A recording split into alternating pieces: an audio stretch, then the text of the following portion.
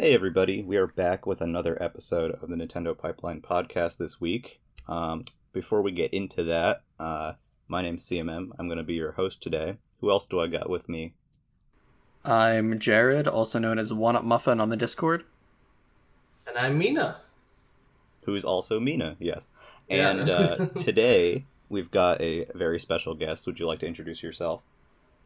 G'day everyone. It's Shpeshal Nick. Feel free to call me Nick from the XboxEra Discord, but I'm also in the Nintendo Era Discord with the same name. Happy to be on. Thanks for having me. Yeah, thanks for being here. Thank you. We're very glad to have you. The most, the amazing Nintendo Xbox crossover episode. This was happened. the deal. This was the rumored deal. This was it. Yeah, this is the acquisition. Yeah. Why do you think Phil Spencer's Switch was on? He had a Switch on his shelf for this. That's right. It was for this. That's right. It's exactly right. It just so happens that XboxEra bought Metroid instead of Kirby. It's time. But yeah, that's what we're talking about today. We're going through the 2D Metroid games and a little bit of Prime in celebration of the upcoming release of Metroid Dread, which is going to be out in October. We're all pretty stoked for it. Yes. So let's kick it off. We're going to go in story order today just because that's fun. And so, yeah, the first Metroid is on the Famicom and NES, just Metroid, or if you've played the remake Zero Mission on Game Boy Advance. A very interesting game. Who here is familiar with and has played the original Metroid? Only little dabs. I've tried it many times through like virtual console stuff, but never have committed to it. No. I'm too spoiled for NES games, you know. for an NES Metroid with no map, I'm too spoiled. So yeah, I feel like Nick has just destroyed this game for some reason. I don't know why. Oh, look, I mean, the people that know me know that I grew up as a Sega fanboy. My exposure to Nintendo was through my best mate. So he was the Nintendo guy and I was the Sega guy. So my cousin also had a NES. So anytime I'd go to her house, I'd play Punch-Out, I'd play Metroid. Zelda 2 was the first Zelda I played. I didn't play the first one. Zelda, and I loved Zelda 2, and then I found out years later that everyone hates it, and I thought it was an awesome game. Yeah, we talked about that a little bit on an episode where everyone's like, man, Zelda 2, and I was like the one person who was like, yeah, Zelda 2. I loved Zelda 2. I thought it was awesome. So that was my exposure to Metroid. So I played it at my cousin's place. I played it at my best mate's house. I loved it. I thought it was great. Did you ever... Didn't beat it, admittedly. I was going to say, did you ever beat it? Yeah, I didn't end up beating it. Because I never got that sort of time to sit down and... Because that's a long game. Yeah, yeah. I mean, that's the thing about Metroid 1 is that it's the kind of game that you would buy back then that, like, you can only buy one game. You get Metroid, it's going to keep you busy for a very long time. For a while. Yeah. For ages. Yeah, I mean... Especially, like, exploring that world, again, without a map, right? Yeah. So it's like, I cannot even imagine doing that, and I imagine, back in the 80s, like, I imagine playing this game, it's like, oh, man, like, you really have to remember where this is and that is. And you gotta have your graph paper there. It's funny, like... I think now, and there's games that I used to play, and I go back and play some old games, and I'm like, how the hell did I beat this back then? I have no idea how I beat these old games, because a lot of them are like balls hard, and it's just like, how the hell did I do this? How did anyone ever do that, Oh, man. Free time and dedication gets you a long way, though. But not only that, some games, I mean, obviously games back then, in most cases, didn't have save states. Yeah. I know Nintendo introduced a lot of the password, sort of the password system, where each new stage you'd get a password to go back to it later. Yeah. But even then, you'd still be effectively starting at the start, even if you got halfway through the level. Yeah, yeah. And it's incredible to think that we were playing games back then without save states. I'm like, Jesus Christ, how the hell did we waste our time like that? Especially these exploration-heavy games, right? Yeah. These exploration-heavy games with, like, really hard combat, right, too? So it's like, oh my god, how did people get through these? Yeah. You know, it's a lot of people nowadays are very down on the original Metroid. I think it's special. It definitely has this difficulty and intensity to it that not all of the sequels have. And it being mapless is something I think is actually really cool about it, because it is very alien, and you can, draw your own map, on graph paper and stuff, just like Zelda, same thing. I think there's a lost appreciation for that now, but it is super cool. And I mean, you have the main Metroid cast is introduced here. Samus, obviously the Metroids themselves, Mother Brain, Ridley, and Kraid. And Kraid is a little tiny boy. They're both tiny boys, actually. Even Ridley is pretty small. Yeah, right? he's pretty tiny. Ridley's like just like an inch taller than Samus. Yeah, and I mean, like, we're gonna have a live debate here how to say the planet's name, but Zebes, whatever you'd like to call it. Zebes. How is it spelled again? I said Zebes. Zebes. Yeah, I'd call it I'd call that Zebes. Yeah. Zebes. Zebes, Zebes. All of the above. All of the above. Yeah. I've obviously an iconic location that was, it's in Smash Bros. It's in the Metroid sequels. Brinstar and Norfair and Torian are very iconic locations. You have your Ice Beam and Wave Beam, which that game you can't have them both at the same time. Mm-hmm. Same with 2. Yeah, it's which is interesting because you need the Ice Beam to finish the game. But lots of cool stuff there, and then of course everyone will always mention the ending because surprise, Samus is a girl. Whoa! Oh boy! But the thing about that game, if you recall, is every time you die, regardless of what energy tanks or whatever you have, you start at 30 health. Oh jeez. And yeah, that's the part that hurts a little bit. Like, even if you just started at 99, it would be okay. But 30, there's those rooms in that game specifically made for grinding health with the continuously respawning enemies and stuff. Yeah. Now I know some people have mostly played Metroid 1 through Zero Mission, which is that game's remake on the Game Boy Advance. I imagine you all have some thoughts on that. Oh man, Metroid Zero Mission is excellent. Like, I played it a little bit after I played Super Metroid. I played Super Metroid first. Right? But so first off, right off the bat, you notice, oh my god, this controls so fluidly, right? Arguably the best Metroid has ever controlled, at least in a 2D environment, until Dread, maybe, hopefully. Yeah. But yeah, like, it's so fluid. It just feels great to play, right?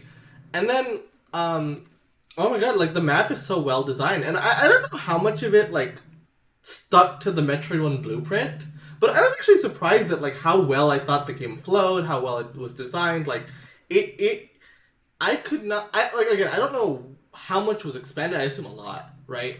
But even just the base, you could tell, like, oh my god, like, they really nailed a lot of it. It just needed some modernizations or whatever, but wow, like, it turned out to be an excellent, excellent game. Yeah. Some of the corridors in the original NES Metroid feel very slow and long. Like, you just fight the same enemies over and over again for, like, 5 screens. And Zero Mission makes that feel a lot smoother and a lot more advanced. Yeah, well, the thing with Zero Mission is, and I've said this before and I'll say it again, is to me, it's a funny remake because it feels like the antithesis to Metroid 1 in a lot of ways. Because Metroid 1 is very, like, tough and, like, mainly it's an extremely difficult game. Like, that's its thing. Zero Mission is a freaking cakewalk. Like, it's so easy. It's a great first Metroid. Easiest Metroid that I've ever played. Not that upsets me though, like because some games are too easy, or whatever. No, but I honestly thought that this game was a breeze, but I had a blast the whole way through. You know? Yeah, Like, it's fun. I don't get me wrong. It is fun, and it definitely is very smooth. And Samus controls, it's extremely satisfying. In terms of the map, I don't. I could be misremembering, but the map isn't particularly based on the original map in Metroid One. Like there are similarities, and you have Ridley's lair and Kray's lair and stuff, and not like Meridia or stuff like that from Super, but it's pretty different. The game feels just entirely different to me. Like it's just a different game as far as I'm concerned. So how much of it did they change from the original? A lot. It's a like lot. it's night like and day. Resident Evil 2 to Resident Evil 2 remake, kind of. Yeah. Oh, wow. I would say Okay. even more. I would say even more than that Wow. game. Yeah, like it's the map design, unless I'm horrifically remembering wrong, is just completely different. Outside of some iconic, areas like the Morph Ball area at the beginning is the same, and Turian is similar enough. Yeah. But yeah, it's a very different game. Definitely worth playing both because they're just very different. I would like to fully get through the NES one sometime, but Zero Mission so far is my favorite Metroid. And it does include Metroid 1 on it once you beat Zero Mission. Really? Yep, as an unlock, which is cool. That's awesome. Yeah. And also, which, we don't get things like that anymore, No. Yeah, we don't. Because they can sell them to you. Why? Yeah, exactly. Yeah, exactly. I reckon the closest to that is probably Homefront Revolution. Yeah. That's got a full-blown version of Time Splitters 2, I think, in it. Just I bought that inside game it. for Time Splitters 2, and you have to get really far into that game to unlock it. But it's pretty Yeah. fun. It's not a bad game.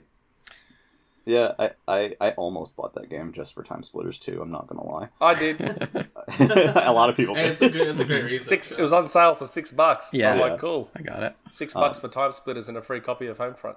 And we'd be remiss if we didn't mention the biggest change in Zero Mission, which is Zero Suit Samus and the stealth section. After the main game, the story continues after where Metroid Just 1 ends. The weaker part of the game. It's an for interesting sure. part of the game. It's interesting. It's interesting, but like my brain almost like thinks of it as a wholly separate thing because it does feel like a little post game extra rather than like Yeah. why it's definitely not why I like this game. Yeah. It's an interesting twist though. Like you have to play through this without all the powers that you're used to. You're more fragile or whatever, but you're also more agile, right? Yep. Which is funny because you're already really agile in Zero Mission, but whatever. It's it's definitely a different experience. I still don't really know how I feel about it all this time later. I used to very much not like it. Now I'm like, yeah, this is fine. But it's kind of weird, like, you have your stun gun or whatever, and otherwise enemies just, you get hit by an enemy once or They twice eat and through you're you. done. Yeah. Which is the only part of the game I feel like actually feels threatening to me. Mm. Oh sure. However, if you want to play Metroid Zero Mission and it not be a cakewalk, play it on hard mode. It will shit on you. I'm just gonna say it will. Definitely recommended. So after Metroid 1 and Zero Mission, we get into the Prime series, which we wanted to talk about a little bit. They all take place before Metroid 2. I believe the order is Metroid 1 or Metroid Prime 1, Hunters 2, 3, and I guess if you want to talk about Federation Force 2, that's after 3. And what about Pinball? Pinball is the I was canon just about version to of say Prime that. 1. I was just about to say, what about Pinball? Pinball is my favorite Prime game, not even lying. So good. It's so Pinball good. is so good. So I know, Nick, you in particular have played a lot of the Prime series. You're very big on the Prime games. What love makes the Prime them so games. special to you? Oh, it's so hard to pin down. Like, I just, especially with the first one at the time, because obviously 3D Metroidvanias are now far more commonplace Yeah. than they were back then. But the fact that they managed to, because I'm not a massive story guy. I'll Yeah. say that up front. Again, anyone that watches our podcast knows I'm not a big story guy. I'm the guy am that too. skips the cutscenes if he can. That Thanos meme where, he's like, I don't even know who you are. That's me. I skip the Yeah. cutscenes and have no idea what's going on. But the way they managed to translate the 2D Metroidvania, or really just Metroid, into 3D without losing pretty much anything that makes it what it is, I just thought was unbelievable. Yeah, And It was just... that is just ridiculous, right? Because you went from a 2D side scroller to a 3D first person.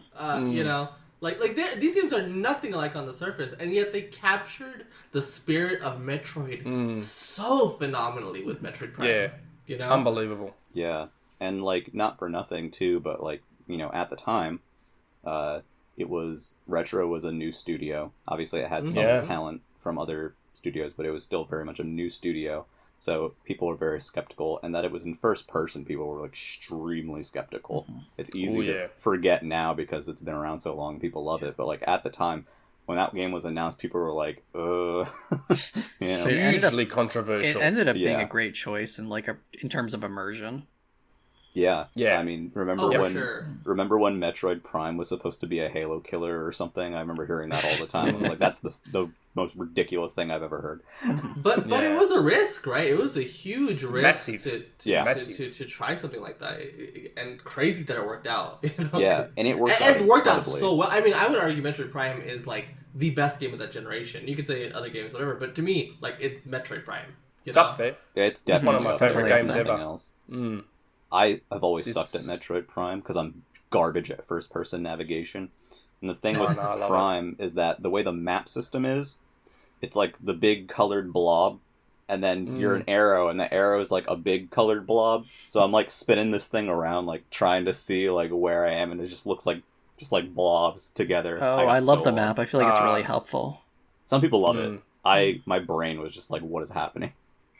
Just everything about it though was unbelievable. Yeah, just seeing the levels for the first time, and when you can, I have to go back to it again to remember, but like the first time you see Samus's reflection in your visor, when everything fogs up, and the colors they had on the charge, those effects are so cool. Smoke, I'd love a full blown remake of that, not a remaster, but a full-blown remake. That's interesting. Yeah, I've never thought of that before. Especially when you have a Last of Us remake or whatever. Coming maybe. Metroid Prime is what, 2003? I want to say 02, something like that. It's like 2 or 3. It's nearly 20 years. It's approaching 20 years, which is I mean, God, so that came out the year after Halo did. Wow. That's weird to think about. And you can tell they did not see the Halo controls by the time that game came out. Yeah, it controls very different from Halo, but there's a reason for that, though. Yeah. No, it makes sense. I know, I know when I first started playing it, it was jarring that it didn't play like Halo did. Like, it really took some adjustment. Yeah. But once you got into it, it's sort of like, I mean, even now Skyward Sword, like... Yeah. I keep going to rotate the camera with the right stick, just instinctively. Yeah. And I've just got to force myself to hold down the bumper. To rotate the camera. Not only did they nail it with Prime 1, it spawned two major sequels. Prime 2 is a very different and very wild game. Prime 3 was basically the example for how first-person shooters would be controlled on Wii. Those games are also very cool in their own way. 2 is weird. I know you have thoughts on that, Nick. I wasn't as fond of 2. It's still a good game, don't get me wrong. I just wasn't as fond of it as I was the first one, and then to a lesser extent 3. 3 was still amazing. I loved 3. Yeah. But Prime is very close to perfection. Yeah. It really is. It truly is. Yeah, that's why I'd love for them to remake that one. And proper remake, not just HD it up or anything like that. I want ground up, totally rebuild it for the Switch, whatever. I reckon that would be amazing. But with Echoes, I don't know, something about the whole switching between the two worlds thing, it just, I don't know, something about it just didn't sit properly with me when I was playing it. Yeah, it was definitely like during a time where like the dual world thing was especially prevalent. Like going on. Nintendo Like, loves it. they do. Yeah. But like even at that time, even like I can't remember specifically, but I just seem to remember there was like everything just had a dual world at that time. And I was just kind of like, all right. But they've done it for a long time, Nintendo, Yeah. and they're still doing it. Just Yeah. it's not always dual world. Sometimes it's day or night. Right. It's effectively like the Zelda games do it a lot. Yeah. Everything is different at night compared to how it is during the Yeah. day. Yeah, definitely. And this was just obviously another take on that. Yeah. Have you? And- So you're a fan of Prime. So have you ever? I know you haven't played much of the handheld ones, but have you played Prime Hunters before? No, my only exposure to Prime Hunters was the demo on the DS. Yeah. Yeah, me too. I've still got my very, very original first DS that came with the Prime Hunters demo. I've With kept the it, demo, and, yeah. Same. and it was good. Again, awkward. Like Yeah. felt weird controlling it with Yeah. a the little hand stylus crampy, like that. but Yeah. Yeah, but it was okay. Looked great. I have a strange affection for games like that. Like, you know, one of my favorite games of all time is Kid Icarus Uprising, which, you know, does not have a standard control scheme in the slightest. Yeah. No, not at all. And, you know, and Metroid Prime Hunters is a very similar way, you know. And I actually liked controlling it. Yes, it's awkward, especially on a DS, right? But I don't know. I found it interesting. You know, being able to just... you know, that game was really made for the thumb strap that the DS came with. Yes. I think I remember? lost mine. I have no idea where that is. Yeah, have it. you really needed to use that thing, you know, because controlling it otherwise is a little hard. not I remember gonna lie. using that thumb strap trying to play Mario 64 DS with the virtual analog stick, and I was like, no, we're done. D-pad it is. But It's that a game's shame magical. that there's. It's a shame that there's a lot of Nintendo games that are just sort of forgotten about like that because of those awkward control schemes. Yeah. Like, yeah. I feel like those games deserve another shot with modern control schemes, and Resident Evil 2 Remake is an example of that. Like, Resident Evil 2, don't get me wrong, it was a popular game back then, but look at the success the remake has had by modernizing everything.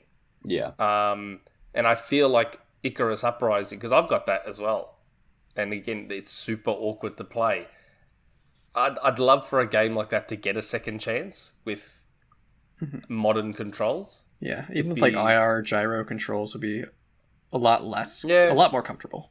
Yeah. Yeah, for sure. The and speaking of, so Metroid Prime 3 was a pointer to aim, and so I always sucked at controlling first person games. A lot of people know how I cannot do like dual stick to save my life. So Metroid Prime thankfully didn't have dual stick, so I was able to do that a bit. But being able to point in Prime 3 and like Great. I loved the grapple lasso too on the left hand. It was just so With the much nunchuck, fun. yeah? Yeah. Yeah. That's awesome. That game is super neat and visceral to me for that reason. And then we got the trilogy, which is awesome. And then, the trilogy just retrofits that Prime 3 control scheme to the originals, right? And it worked really well, surprisingly. Like, Yeah, you know, I actually really like. To me, the Wii version is actually my preferred way to play. Yeah, same. So It'd be more natural. Yeah, Yeah, for definitely. sure. Yeah. And Though there is something about playing that game with the GameCube controller that just feels right, though. You know, like it's just like you know, it but- just feels at home. It's like But playing like Resident Evil 4 on the GameCube. That controller just feels really nice for it. Some games. It's a great controller, though. Yeah, it's fantastic. But I genuinely do prefer the Wii Remote and Nunchuck controls for Metroid Prime. Like I think they're just a lot more fluid. You know, it just controls better, honestly. And so that's the way I play when I go back and play Metroid Prime 1. That's the way I play. You know. yeah, when I was saying a little bit before we recorded, I had my wisdom teeth out right before Prime 3 came out. It was like the week before Prime 3 came out. It was also right before school was about to start again. And so I'm trying to play Prime 3, and I've got ice, like, you know, on like my face while like trying to hold the Wii remote. But it was dreadful. That was a horrible week. But once I was like in my normal, you know, able to do it again, it was a good time. And that, you know, Metroid Prime Trilogy is one of the few times that Nintendo has really done like a major high value compilation. That's significant, and that's on Wii U as well, which is how a lot of people played it, because the initial run of Prime Trilogy was not particularly large. Oh no, like that thing, if you did not get it at launch, you feel regret, because those things were so hard to come by for a while. Oh, yeah. And you know what? Now that we're talking about it, I'm going to check eBay. Right now, you're like... I want to check eBay. In the US, GameStop did end up selling a second print, and what the second print actually was used copies marked as new in standard cases. Oh, wow. That's so funny. They did that with Xenoblade as well. They're selling, like eBay Australia, copies of Metroid Prime Trilogy are selling for $140. Yeah, Wow. that's... 160, 150, wow. It's okay, you don't need Metroid Prime Trilogy because we have Metroid Prime Pinball. That's right. That game is super tight. That's fantastic. Don't want to spend too much time on it, but that game so deserves the mention. It is a 2D Metroid, in a way. You know? Yeah. It's a great game. Yeah. It's just, it's great feeling pinball. That's all I gotta say. So, I guess before we... Oh, go ahead. I was just going to say, I got Trilogy on the Wii U, because when I couldn't get it on the Wii, I was like, as soon as it came out on the Wii U, I bought it straight away. Yeah, a lot of people did. And of course, I don't know if you even want me to mention this, but there's obviously the rumored Switch. Yeah. We've been waiting. Oh, man. Sitting here like I'll buy it again. Game, like, I'll do it. There's so many different rumors floating around about that game. Like, I know that I had been told by a couple of different people that it's like they're just sitting on it and it's just there, it's ready, they're just holding on to it for whatever reason, which is, I don't know, I feel like that's starting to look a bit silly, I guess. Like, this year's the anniversary. If they were going to release it and they're just sitting on it, wouldn't you just release it now? Like, you would think, right? Like, because, but I guess the rationale, if we're going to continue believing in Metroid Prime Trilogy, and I don't know if I do or not, it's hard, right? But, Dread is coming this year. Maybe they don't want to take focus away from Dread, right? And what everyone keeps saying is, oh, well, maybe they want to release it closer to 4. And who knows, maybe 4 is really far off. That's what I think. And so... That makes sense. Right? So when Prime 4 shows up again, maybe, like, they'll give it a year, and then they'll be like, also, by the way, Metro Prime Trilogy, this thing is out in 2 months. Whenever they're ready to show Prime 4, I don't know when that is. Next year, 2 years, who knows, but... Well, that's the thing. With Dread coming out this year, it would probably make more sense to release the trilogy as a primer, pardon the pun, as a primer for Metroid Prime 4. Yeah. Right. So they release the trilogy, I don't know, a few months before 4's due to release, and then say, okay, go through the first 3, and then 4's ready to go. And then you're ready for 4, yeah. And on that note, there is one Prime game we didn't talk about, which is Federation Force. I don't know who here has played Federation Force. Only Blast Ball. Same, only Blast Ball for me too.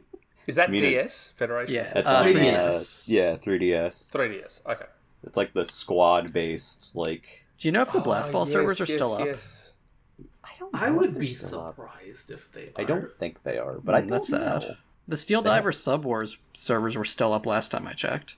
Yeah, that game's cool. I don't care what anyone says. We'll do a Steel Diver episode later. Yeah, we'll do that. We'll do that some other time. So that's Metroid Prime. It all takes place before Metroid 2, if we're going story-wise. All 3 of them. So funny. Yep, all 3 and of Hunters. them, and probably 4. That's so fun. Yeah, probably 4. Yeah, like they make it. I guess it's so that way, because to be honest, nothing really important happens in Metroid 1 besides just introducing you to the world, right? Yep. And then so doing it between 1 and 2 is like a convenient. You can have so many stories happen between 1 and 2. Yeah. Because 2 makes it at a point where you're killing all the Metroids, and then that makes it harder to follow up. Yeah. And as we'll get into, which 2, I guess we can talk about Metroid 2. Yeah, 2 is an interesting game. So 2 was on the Game Boy. I dig this game actually. I like it. I played about 60% of it or so. Yeah. So what? Yeah, I'm curious. What do you think about it playing it currently? I think it holds up a lot better than Metroid 1. It feels more modern. Like you can duck in this game. You can duck and shoot. It just feels a little better. There's still no map, but because it's a more linear world, you don't need a map quite as much. Yeah, that Makes sense. that game is interesting because that game just gives you power ups like immediately. Like it just Yeah. throws them at you. Spider ball, like what was it? It was like spider ball, space jump, bombs. You get a lot of beams early on too, and suit Yeah. upgrades like various suit, gravity suit. And then they're I like, might be getting "Hey, the suit names wrong. you like missile packs? Well, this room has 4 of them in it." Yeah, that's great. Yeah, Like, you will have 'cause you so need many them. missiles. yeah, Yeah, you because need them to every kill enemy needs Metroid. missiles. Yeah, and that game is very interesting and has a very unique atmosphere. And so when they announced the remake for Metroid 2, Samus Returns, I was very interested in seeing where that went. And I don't know if, I know Mina and Jared, you've played Samus Returns, correct? No, Yes. I've only Oh, you're played not. the Game Boy one. Okay. See, I've only played Samus Returns. I have dabbled with the Return of Samus, but Samus Returns is the one that I got from beginning to end. Yeah. Oh, that's a fantastic game, honestly. Like, Yeah. Samus Returns, and you can see a lot of the ideas that they presented for Dread. A lot of them were incubated in this game. Yeah, absolutely. Samus's expanded moveset, whatever. They have so many ideas that they tested out in the framework of an existing Metroid game for Dread, which makes this game pretty cool, actually. It also it looks great for a 3DS game. Very very Yeah, it's pretty fantastic. visuals.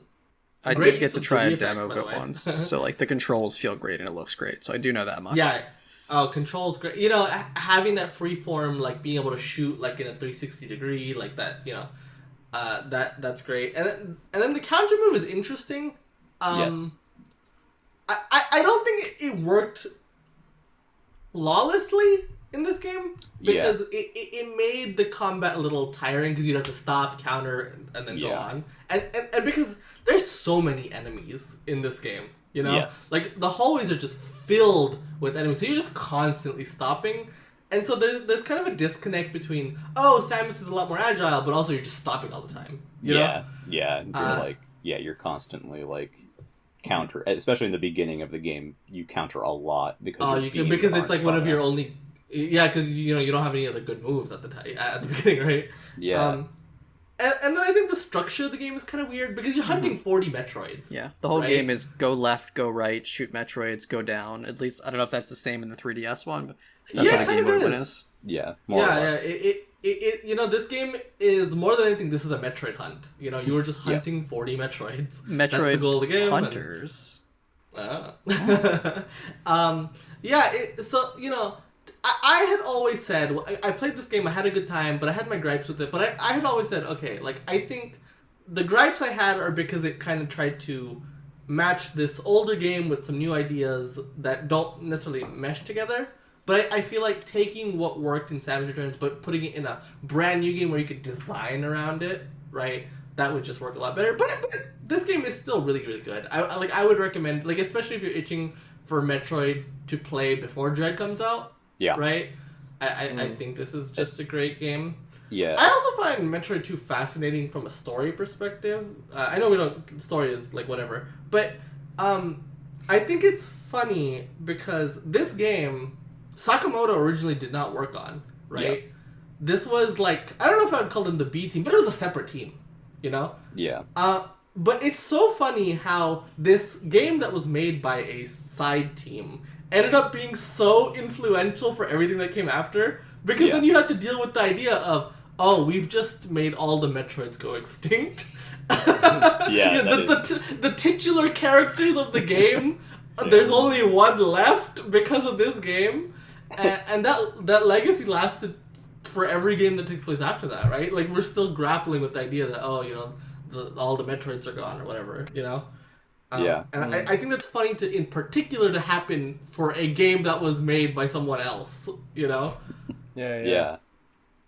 Nick, have you played any iteration of Metroid 2?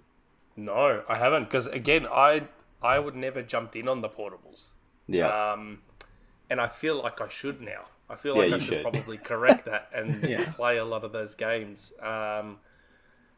But because they sound a lot better than I probably gave them credit for, I tend to, as soon as I hear about it, like, and I think part of the problem comes from the fact that I actually did play the Zelda portable games and didn't Yeah. like them.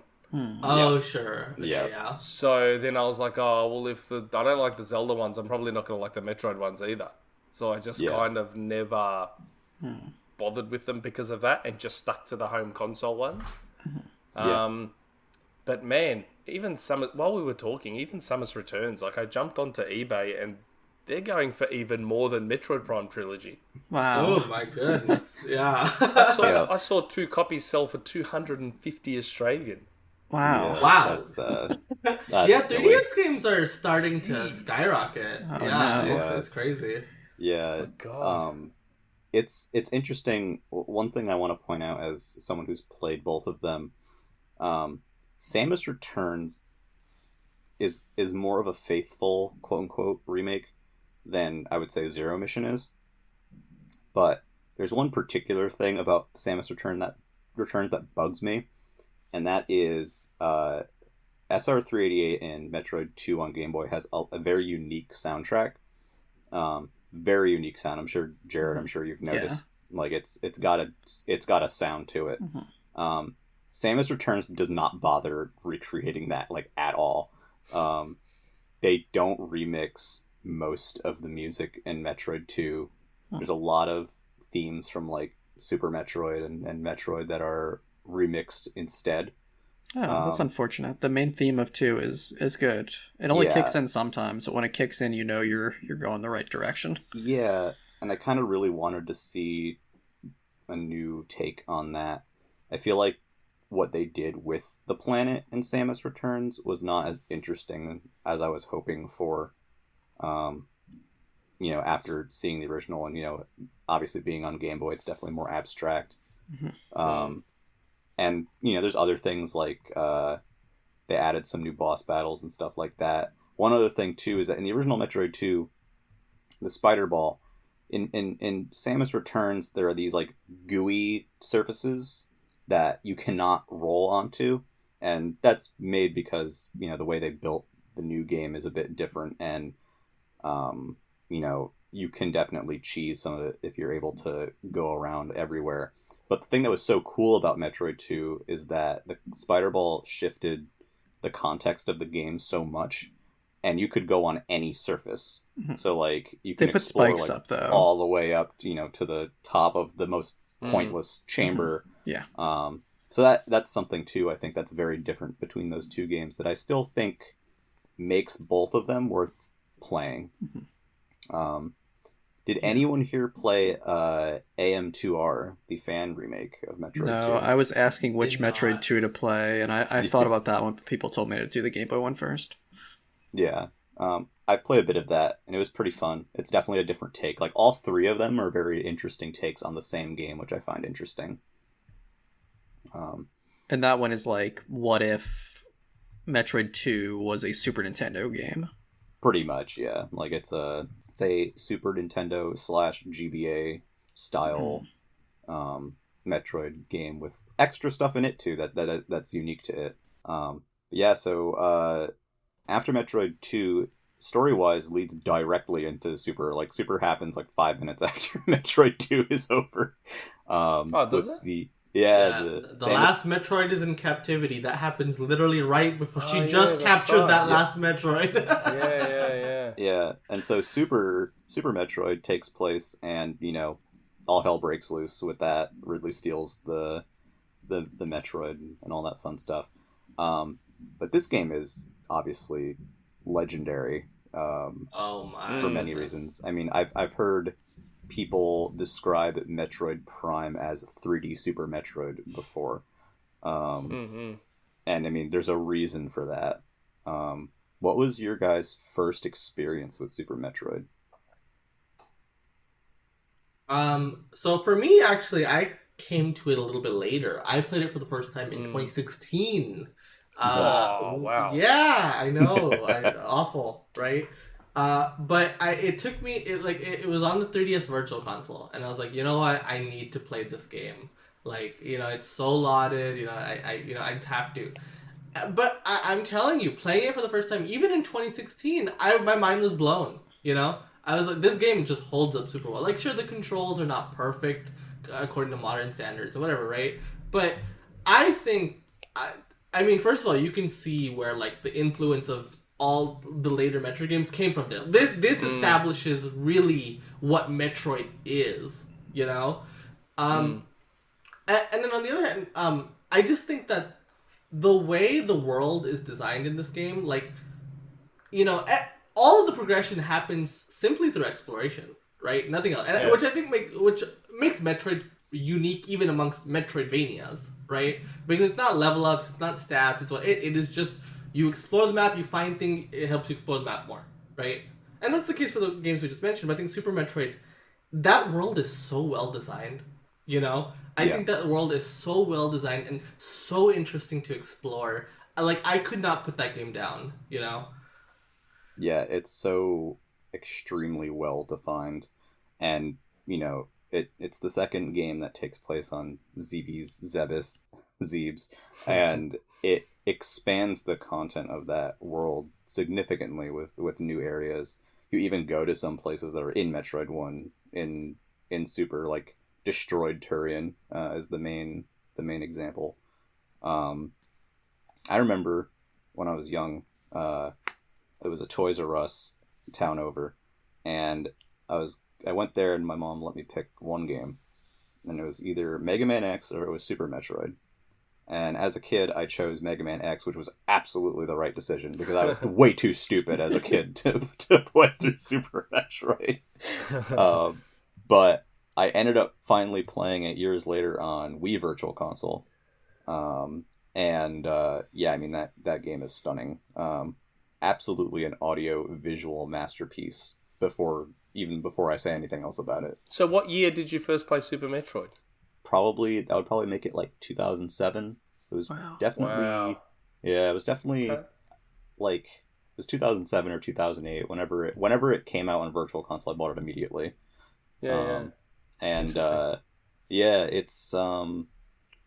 wild.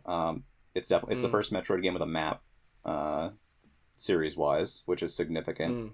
Set the basis for a lot of Metroidvania map systems that followed it. And just that game is wild. The one thing I will say is that whereas Metroid 1 is more maze-like and alien with like fake floors and fake walls, and that kind of thing, Super Metroid isn't quite like that. It doesn't feel as alien to me, and I think it's a bit easier than that game. So like there's a part of it that I kind of wish was just a little bit more intense, but overall, I mean, that game is no slouch. I mean, I'm sure people have I've died plenty of times playing Super Metroid, so but I think it's interesting because I hear sometimes from people who played Metroid 1 and 2 when they were new, that when they went to Super Metroid, that they found Super Metroid a disappointment because it wasn't as much of a gauntlet, I guess, as the originals were. So it took less time to clear. And I've heard that about Link to the Past, actually, versus Zelda 1 and 2, which I find interesting as well. That's another story. But what about you, Nick? What was your first experience with Super Metroid?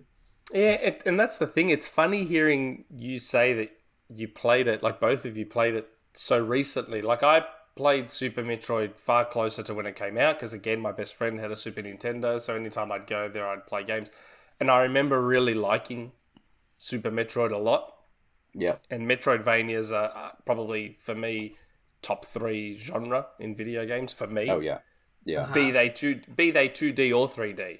I've become very fond of 3D Metroidvanias, especially after Prime. But I'm going to say something possibly a bit controversial now and maybe even sacrilegious, but I found for me that Super Metroid didn't age the best. I tried playing it again. I tried playing it again fairly recently, like in the last 5 years or so, and I was surprised. Like I thought I'd like it way more than I did. Playing through it again. I don't know what it was about it. I don't know if it's because I've played so many more modern Metroidvanias since I first played Super Metroid, and maybe just Do you things think it have was the changed controls? Do you think it was primarily the controls that made you feel that way? No, I don't think it was, because I've gone back to Metroid 1 and still had a bit of fun with it. I don't think it was the controls. I think it's... I don't know. I couldn't put my finger on it, but I was actually shocked at how much I wasn't as enamored with it as I expected to be. I don't know if it was just... I think it's that initial section of it is so... what's the right word?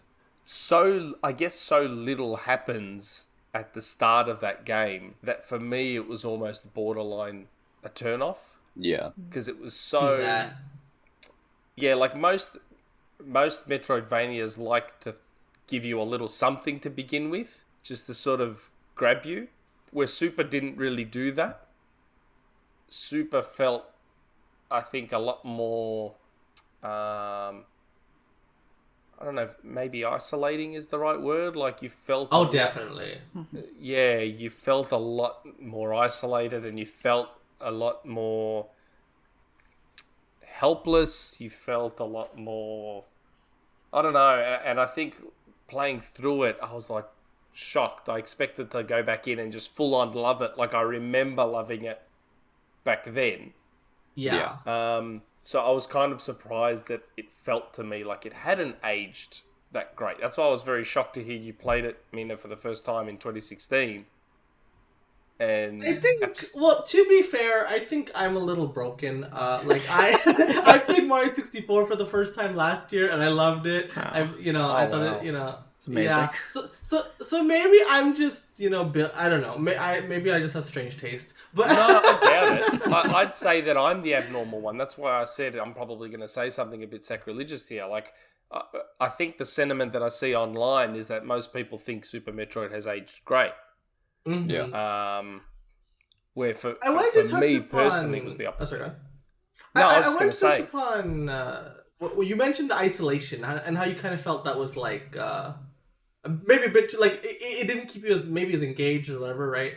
I think that's an interesting part of Metroid because I do think that's very hit or miss. I think for the most part, actually, I think you're actually with the majority in that sometimes, I wonder if the reason part of why Metroid never truly hit it big is that feeling of isolation. While I found it like very like immersive, it is maybe even oppressive for a lot of people, where it just feels it feels a little too much. And I wonder if that's part of why Metroid never took off truly. Maybe. In the way that other Nintendo franchises did, Yeah, I mean Metroid 1 is absolutely designed to be oppressive. Like that game does not care. Like, and that was kind of its place. It's what makes it unique to me amongst Nintendo series. And Metroid, Super Metroid, it doesn't feel as oppressive to me.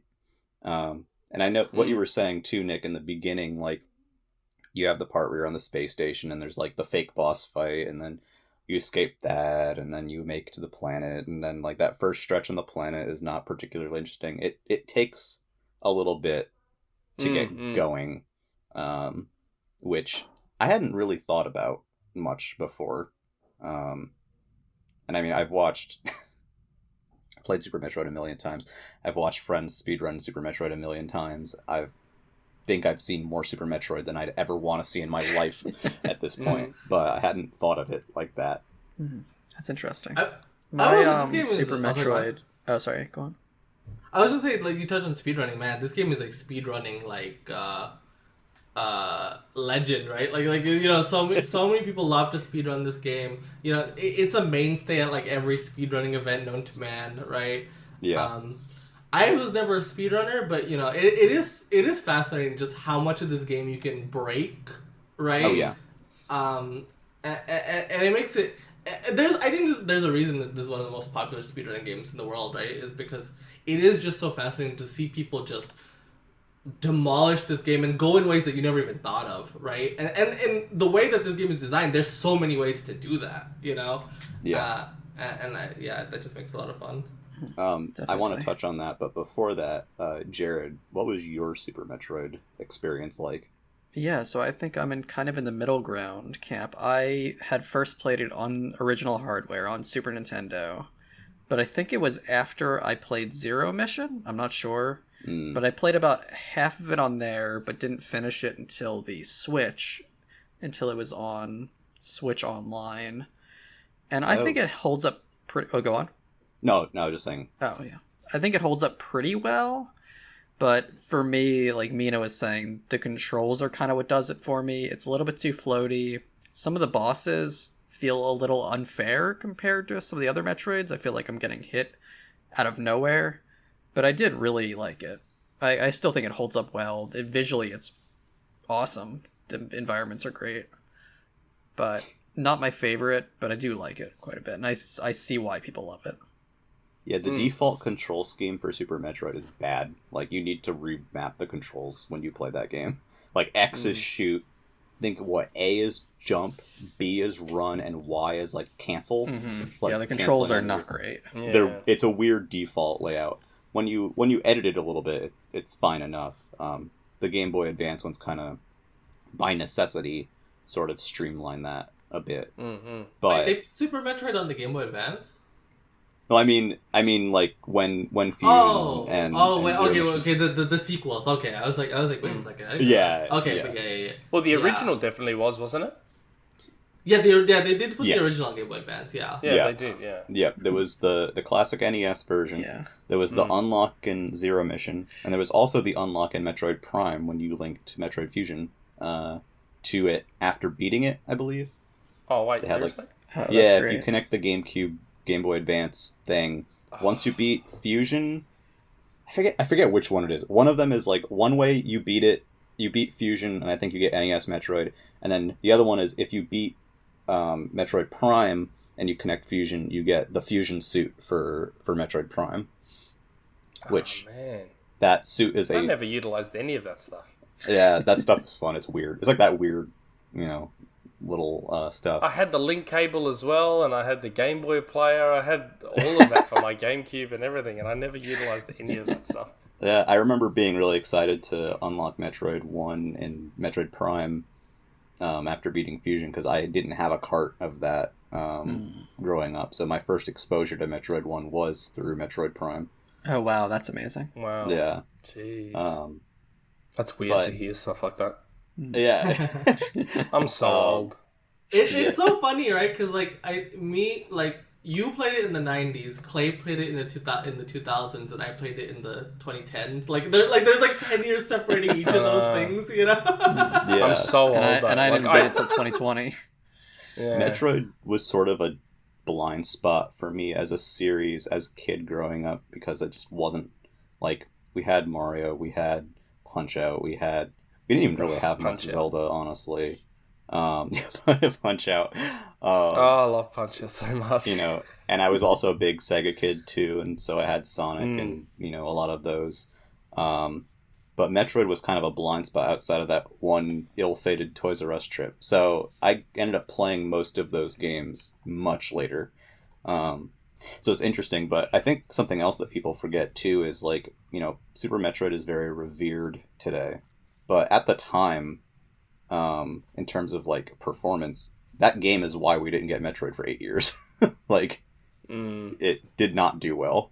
And I know there's some talk about there was experiments for a Metroid on N64, but ultimately nothing made it to market until Fusion and Metroid Prime.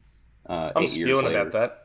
Because I love the Nintendo 64, so I would have loved to have had a Metroid game on 64. Would be really interesting to see what that would have been like, especially on a system that is traditionally 3D games. If they would have In my stuck mind, with it it. looks a lot like Mega Man Legends. I had false memories of wasn't there a Metroid 64? And then I'm thinking of Mega Man You're thinking Legends. Mega Man Legends. Yeah. Do you Yeah. think that the Nintendo 64 version, they would have tried to have gone 3D then? I think so. Or would they have stuck to 2D or 2.5D? They didn't like doing 2D much then. Nintendo actively discouraged people from working on 2D games on the N64. Like, they wanted this to be a showpiece for new technology. Yeah. And so, because of that, I definitely don't think it would have been in 2D. That said, I'm curious. I am someone who likes to think, everything happens for a reason, blah blah blah, right? And because it skipped the N64, they were able to nail it with Prime, right? And so that ended up working out for the better. But it is interesting to think about that kind of alternate history where it's like, oh, what? Because to be fair though, like Zelda and Mario, they both nailed their first entries, their first forays into 3D, yeah, right? So I'm curious if Metroid also would have been in that same vein, In that same vania, yeah.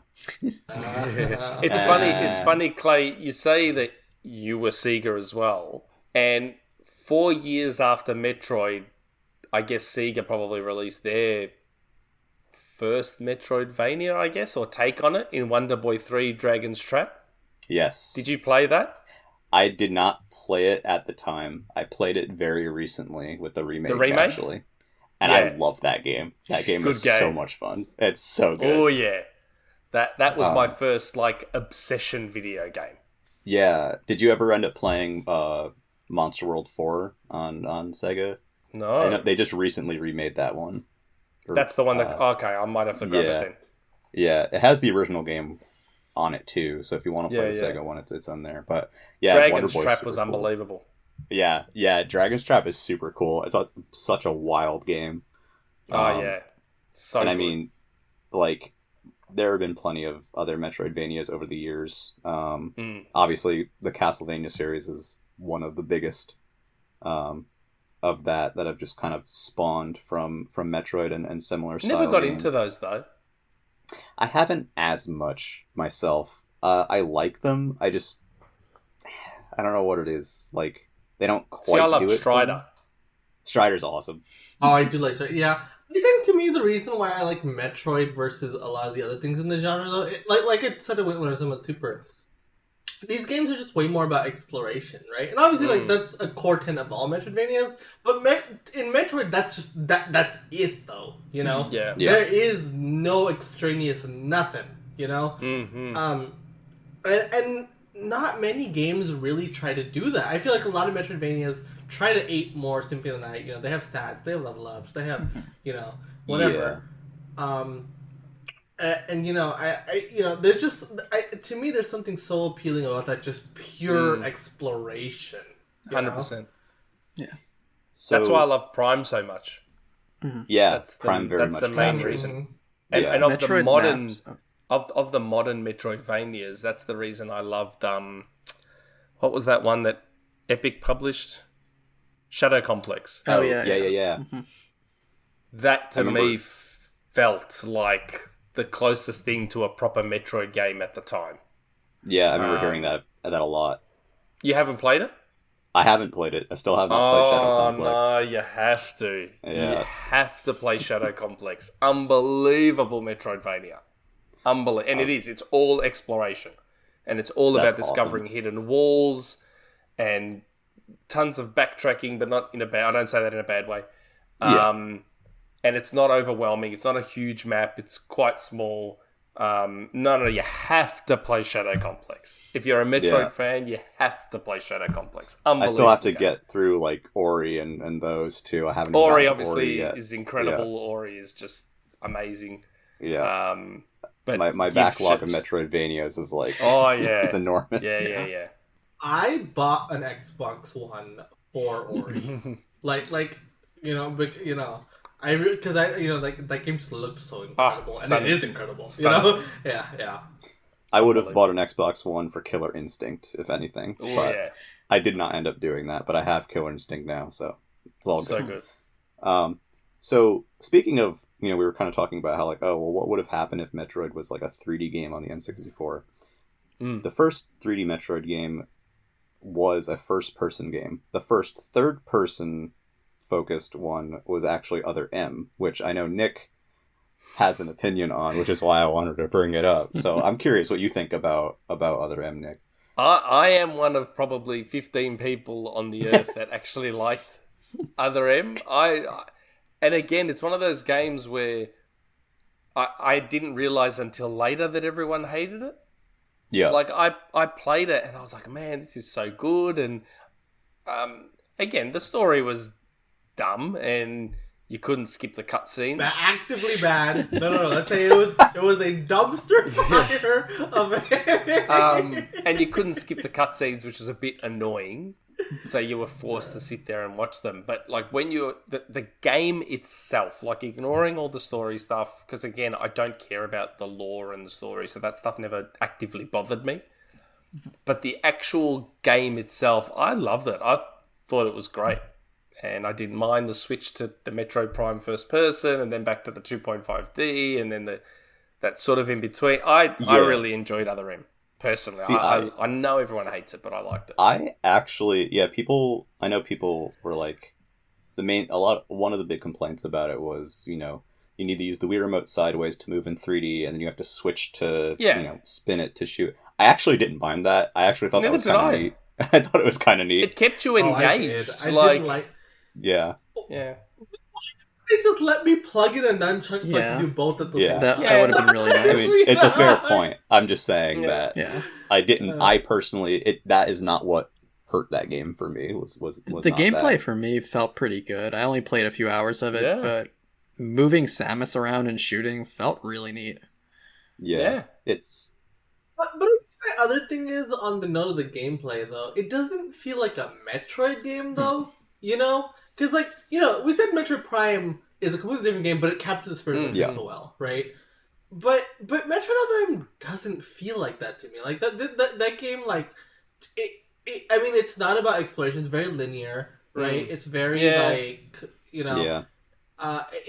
anything, it's about the combat more than anything, right?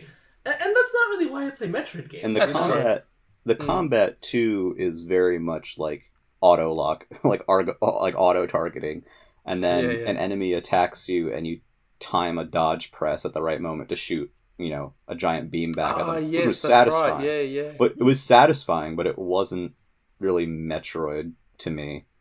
No, you're right. You're right. But I like talking about that one because everyone gets mad whenever anyone brings it up. It's like the worst. You can never bring that game up if you're talking about Metroid. I understand that sentiment, though. Like, I understand that it's sort of like Banjo Nuts and Bolts. Yeah. It's Banjo Nuts and Bolts is actually a pretty good game on its own, as its own thing, but it's not Banjo 3. Yeah. It's not Banjo 3, and especially, and I think especially in the context of, much like Banjo 3, but it had been a long time since Banjo 2, right? Yeah.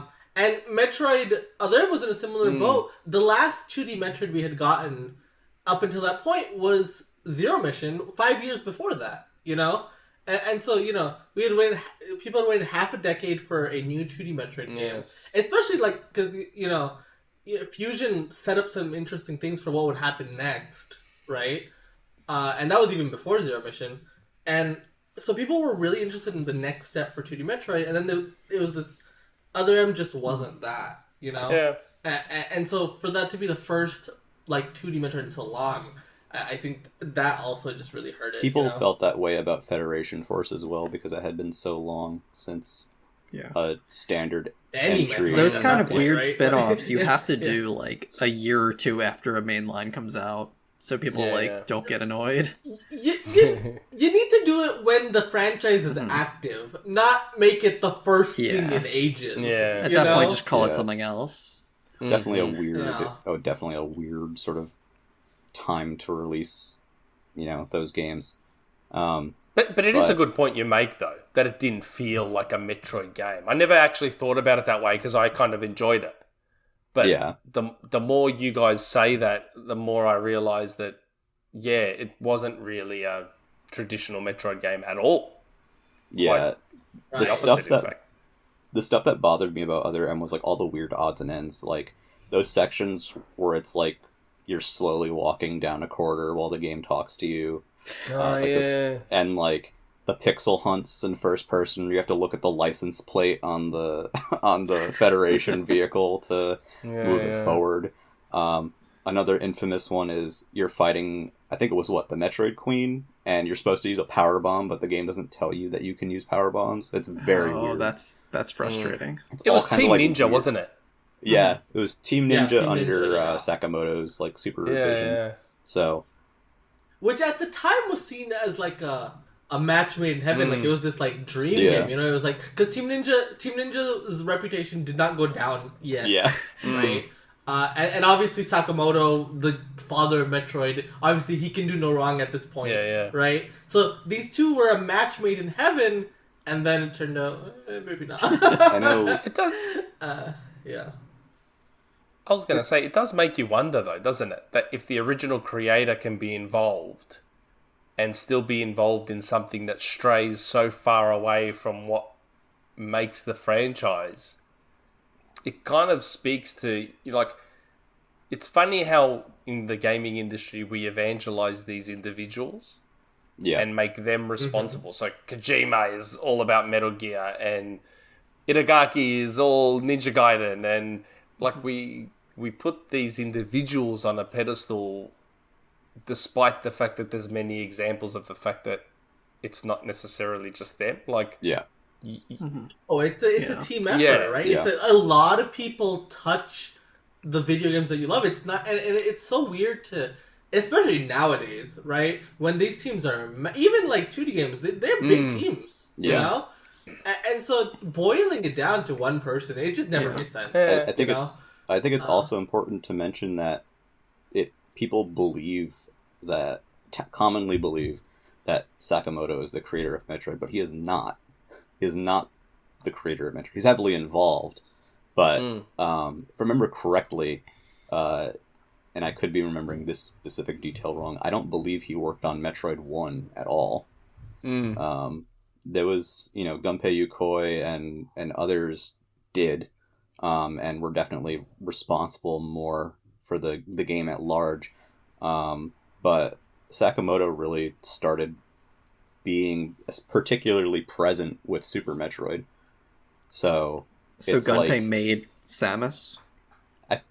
Okay, so he's credited as the designer of Metroid 1. Yeah. So obviously in those days teams were small and everyone did more things, so it's going to be unclear as to who did what, but I think people often forget that there are... obviously he's the face of Metroid as we know it right now, but there are other people who majorly contributed to and shaped Metroid. So that's interesting. It's like people who got it right once don't necessarily sometimes even the creator of the original franchise doesn't necessarily mean they understand what people like about it. You know? And people grow old, and people, they're different people than they were 10 years ago, whatever. I am interested to see Sakamoto's kind of redemption arc with Metroid Dread. You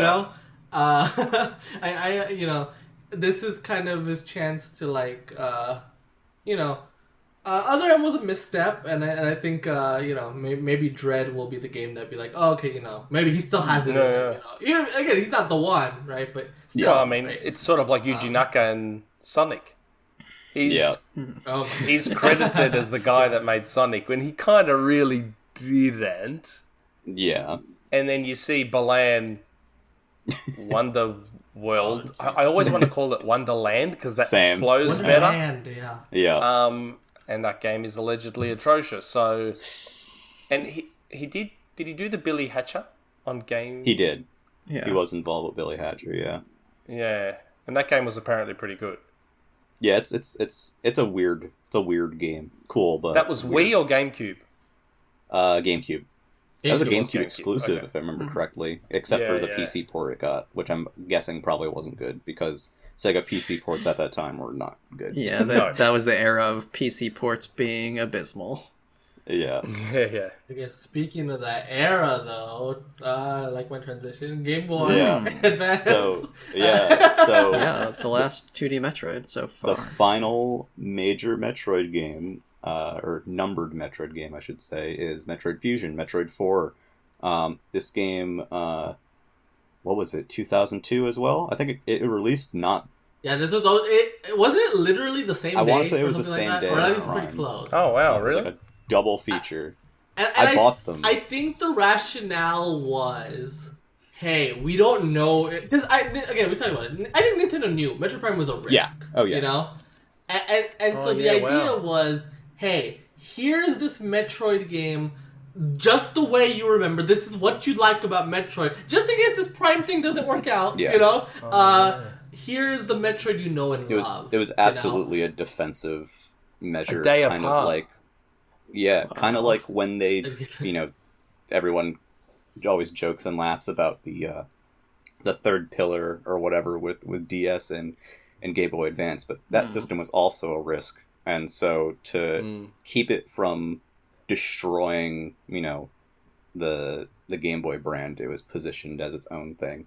And so Metroid Fusion and Metroid Prime released next to each other, and if Metroid Prime was despised, then, Metroid Fusion still kind of kept the Metroid name in good standing. Can't imagine Nintendo would never do anything like that nowadays. It's such a strange thing. Oh, I mean, it's impossible to do that Yeah. nowadays, to be honest, right? Because games are so... Metroid Fusion, I would bet, did not take a big development time, this is a Game Boy Advance game, and games were just made so much quicker back then that you could feasibly put out 2 different Metroid games on the same day. That's just not possible anymore. Yeah. But Fusion is interesting because it takes a bit more of a linear approach to Metroid, which was controversial at the time, actually. It's interesting because I remember around that time when Fusion and Prime were both coming out, people obviously had their thoughts on each one, but one of the early sentiments from reviewers and players at the time was Prime is the better Metroid game. You would see it everywhere. People, at least traditional Metroid fans, seemed very disappointed in Fusion. And it's another thing where, it's kind of a generational thing, right? Because people who played Metroid had an idea of what Metroid was, played Fusion, either didn't like it or, had thoughts about it. But then you get to another generation of kids, or, people who were new to gaming who played Fusion or Prime as their first Metroid game, and people who played Fusion as their first Metroid game love Fusion. And that's just a natural, That happens to every franchise, right? It's a long-running franchise. But, Metroid Fusion, I'm not a fan of this game, to be honest. Really? I think... Oh. Okay. Yeah, honestly. I wasn't expecting that from you. Again... Yeah, it's funny because I generally like linear games more, right? But to me, but the spirit of Metroid... Metroid is one of the few exceptions to me where it's exploring the world, they're just done so well, right? And Metroid Fusion, it doesn't do that as well. It's a lot more linear. It controls better than Super. Don't get me wrong. But I guess the unfortunate thing for Metroid Fusion is it's sandwiched right in between Super Metroid and Zero Mission, which I think are both excellent games, right? And then so Fusion is just kind of this weirdo where it's also, this has nothing to do with the game. I just hate the Fusion suit. I don't like the look of the Fusion suit. I think it's ugly. You're not the only one who feels that way. That sentiment was around so much online back then too. It's what is that thing? I bought Metroid Prime and Fusion on the same day.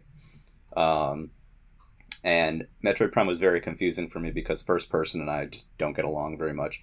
But Fusion was less because I could deal with that. And, I enjoyed it. I think it had some really weird hang-ups and weird sections to it. It's it has a lot of dialogue. It loves to talk to you, which is a departure from other Metroid games. You know, and there was the whole, like, you go to the navigation room and you either get story and or here's the next spot that you need to go on the map, which was not something that was in Metroid at the time. And I know there are a lot of people who do not like that. So as a new player to Metroid, it was kind of helpful because it would tell you the spot on the map, but it's not like it told you how to get to it, because most of the time, if you saw the spot on the map and you thought you were just going to go right to it, you're not. You have to go around like some labyrinthine like stupidity to get there. But it was definitely a departure, and I think it's interesting that people generally feel as fondly about it now, because I didn't think that would happen at the time that it came out. Did Jared, you played Fusion? I did. I played half of Fusion years ago, and then I finished it this year. Yeah. And I will say the computers, the navigation rooms, made it much easier to get back into after years of not playing it. Yeah, that's fair. Because So that was really nice to have. Yeah. But I really like this game. I think there's some boss fights that I think are bad, where you just have to like stand in a specific spot and just shoot as many missiles as you can. But overall, I enjoyed the structure. I think it still has enough exploration. Like you still get those amazing Metroid moments of I'm beating the game. Like I'm like winning against the systems. Like I found a space that I shouldn't be, but of course you are supposed to be there. But it feels like, ooh, I pulled a fast one on the developer. Yeah, it's and it's funny because that game has built-in sequence breaks, which was sort of kind of almost a nod to the Metroid speedrunning community. Like there's that whole hidden room with hidden dialogue that you can get to with a particular sequence break that you're not supposed to be able to do, that was like put in there as an Easter egg. And I think that is one of the reasons it's also kind of a bit of a darling in the speedrunning community. It's very popular. I mean, all the Metroid games are popular in the speedrunning community. Except Other M. Except Other M. Yeah, Other M's not particularly popular. And I don't see that much of Metroid 2 either. I see it sometimes, but I don't see it. And that's just me anecdotally. But Super, obviously, we talked about earlier, is just super popular. Fusion is very popular. Zero Mission is very popular. Samus Returns isn't as popular, but it does have a base behind it, and it's a very interesting. It's definitely different. I would say that one's more linear than 2 is more linear than Fusion. Yeah. It is. It definitely is. Yeah. Even though it feels more like they do more of a clever trick because you're going like in a lot of different directions. Yeah. Right, so it doesn't feel like a straight line, but it is. Yeah, you know, like they're very much guiding you from one place to the next. 2 does that in a way that's not as obvious as Fusion. And something that was carried to Fusion that we didn't mention in Zero Mission also has the navigation points. It's just with the Chozo statues instead, where they're like, "Go here," and everyone's kind of like, But these games, in addition to being, loved by enthusiasts, they're speedrun darlings. They're also randomizer darlings. If any of you have ever played Metroid Prime Randomizer, that is a very popular subdivision. Can you explain what randomizers are? Yeah, definitely. I saw Nick's face like, what? Yeah, I'm like, wow. Yeah. No, so randomizer basically, at its most basic level, will randomize the item locations throughout the map. So the screw attack will not be where the screw attack usually is. There'll be a missile pack there instead, and you don't know what is where. So you have to explore the map and find items that way. Now, obviously, a game like Metroid Prime, you're supposed to find certain items first because that's just how the progression works. So the randomizer also has a built-in logic where you can kind of set based on your experience level with Metroid Prime and with like some of the glitches and tricks that you might need to get to certain items, what your kind of level is, so that you will not be like trapped if like by an item seed generation. So there's a lot of people who play and run Metroid Prime randomizer seeds all the time. I have a good friend who is extremely into Metroid Prime and was actually pretty much the main developer of the Metroid Prime 1 randomizer for a very long time. And he does Metroid Prime 1 randomizer. There's Metroid Prime 2 randomizer, which I've seen a lot of, where you're like, you get a seed where you'll get the screw attack, like, the second item in the game. And, there's bosses that, you're not supposed to have the screw attack and it'll just murder them instantly. Like weird stuff like that. So if you enjoy Metroid, particularly, I know it's particularly done with Metroid Prime 1 and 2, as well as Super, and I know there's a decent bit of Zero Mission as well for randomizers. You can definitely check that community out online, and I know some of those even let you create planned seeds for other people, so you can be like, I'm gonna put every item in the worst possible spot and send it to my friend so he can suffer for 3 hours. But it's so fascinating because Metroid games are very much a big part of the randomizer. Like, I don't know if I want to say community, but there's ones for other games too. Like Ocarina of Time is very popular. Link to the Past, Zelda 1, but Metroid games are kind of like the backbone, I would say, of that community. So yeah, I mean, if you guys like Metroid Prime and you want more of it, like a remixed Metroid Prime, that's a good way to do it.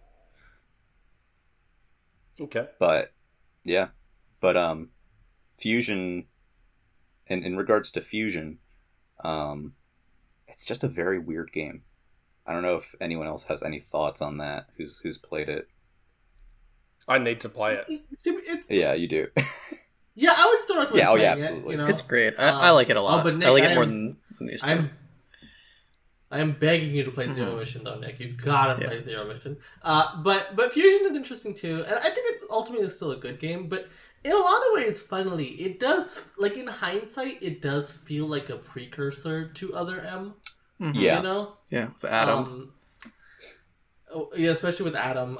Yeah. But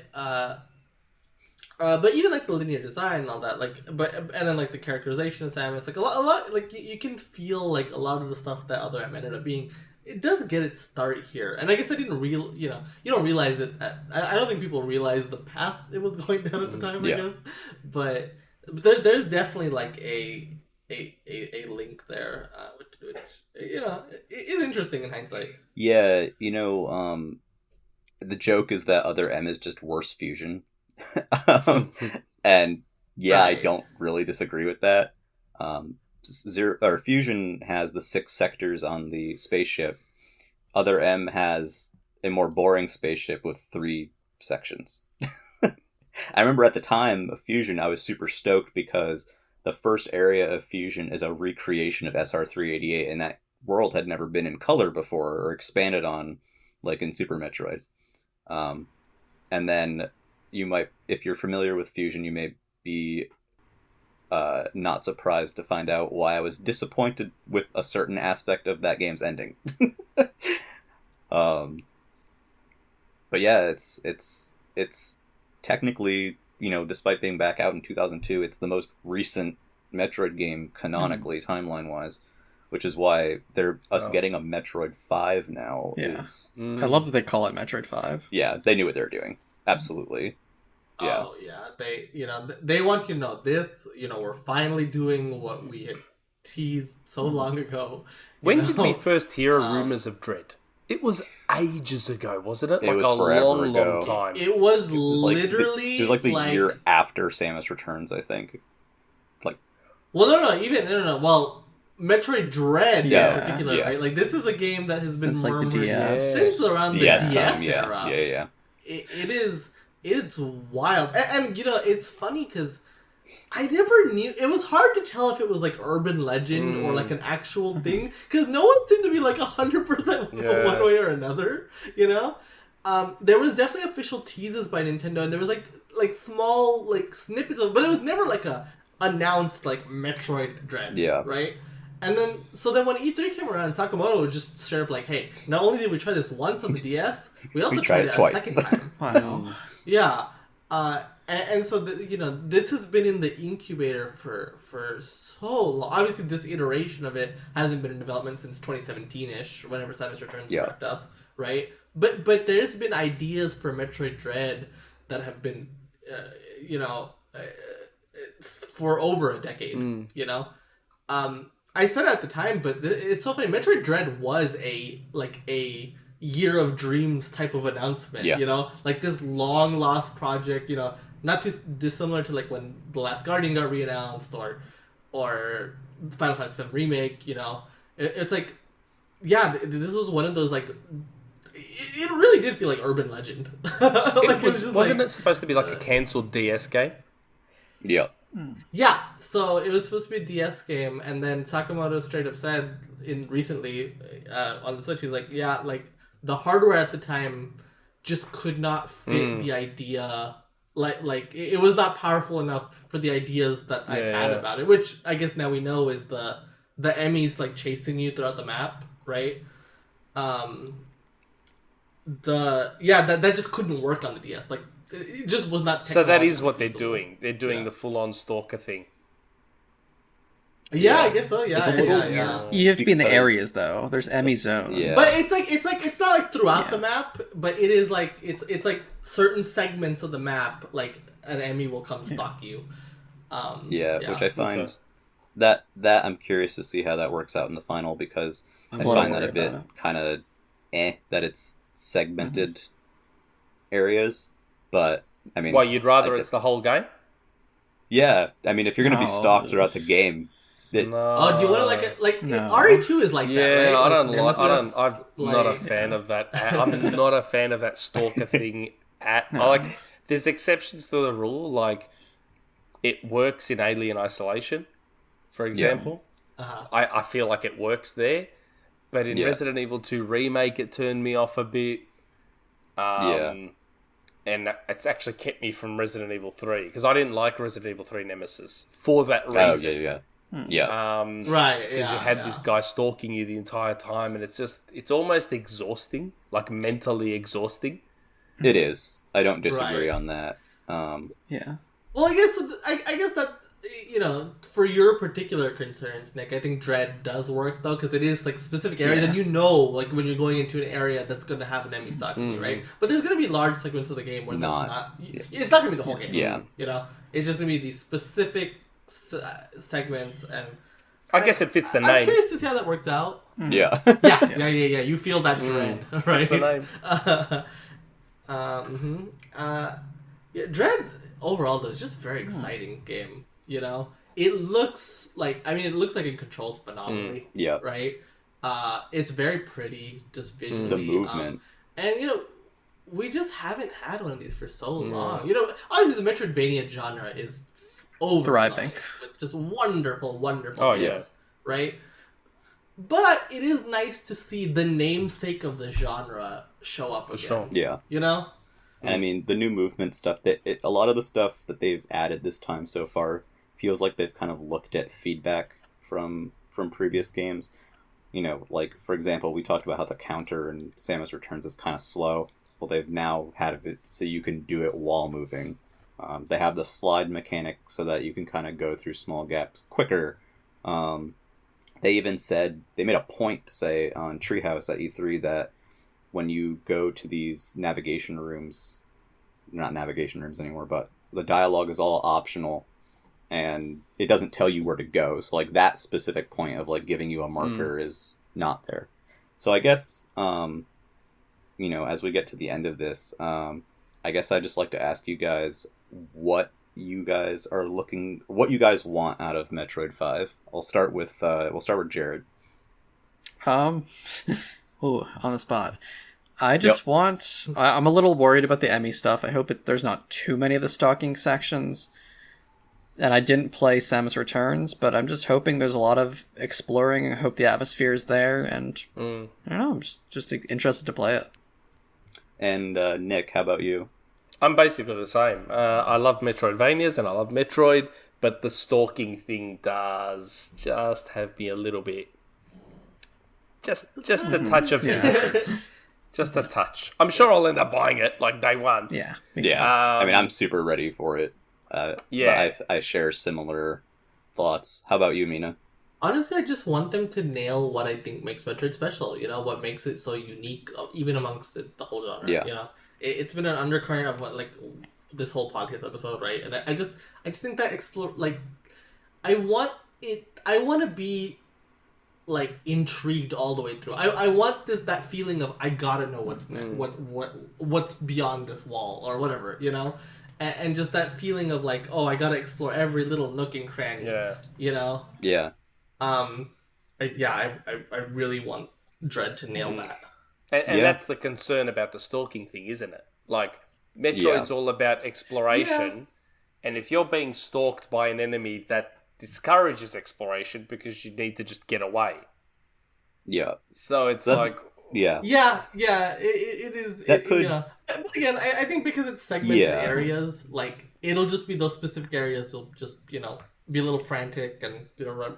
But once you get out of those, I think the rest of it should still bring back that feeling. They made a point to mention that the map is a lot bigger and more intricate and made to be explored. So it does kind of sound like, actually, to your point earlier, you know, where I had said, like, oh, hey, maybe they should be there the whole game. Maybe it is a good thing they're not there the whole game, because you still have the exploration that you normally do, and you have a change of pace with, you know, these murderous robot things that are after you too. I just want a strong, interconnected world. You know, like I've been playing Dark Souls for the first time recently, and that's my favorite part about it. Yeah. You know, it's just the way this world just connects together in a way that, like, is interesting, but also, like, fits in the world. You know, just everything about it just makes sense, and that's what I want my Metroid. I was thrilled that the game is on a new planet and it's not a space station again, and it has a very unique look to it. So I'm hopeful that it'll be a very unique location to discover. Maybe we'll end up blowing it up, because that's just how that goes. But yeah, so thank you everybody for being here and for listening to this episode. We have a lot of people in Nintendo Era right now who are going through the Metroid games leading up to Metroid Dread. So if you have started doing that, awesome. If you haven't, please consider it. I'd also like to thank Nick today for being with us as our guest. Nick, can you tell us a bit about where we can find you? You can. Thanks for having me on, guys. It was great. Thank you. You can find me on Twitter at Shpeshal_Nick, and jump on XboxEra.com. We've got our, you know, everything there: news, reviews, the forum, which certain people don't like, the podcast. So yeah, catch us there. And yeah, it's been great. Thanks heaps for having me on. Yeah, thank you. Thanks for being with us. Xbox Era is very, very well developed and has a lot of cool stuff. So definitely check them out. Yeah, a lot of people put in a lot of hard work. Oh God, yeah, absolutely. Nick actually just got done doing the Xbox Era podcast. Yes, just finished the podcast. There was I reckon there would have been about a half-hour break between the two podcasts. Yeah. Yeah, he's been like running a marathon. And then lastly, as for us, you can find our articles and some of that fun content on nintendoera.wordpress.com. And then you can find this, if you're listening on YouTube, you can also find it on Anchor with Spotify and Apple Podcasts and all that fun, happy stuff. And yeah, there is a Discord link on the website as well if you want to come in, hop in, join, talk about Metroid, yell about Other M, whatever you want to do. So yeah, that's going to wrap it up for this week. Thanks everybody again, and we will see you next time. Bye-bye. Ciao for now.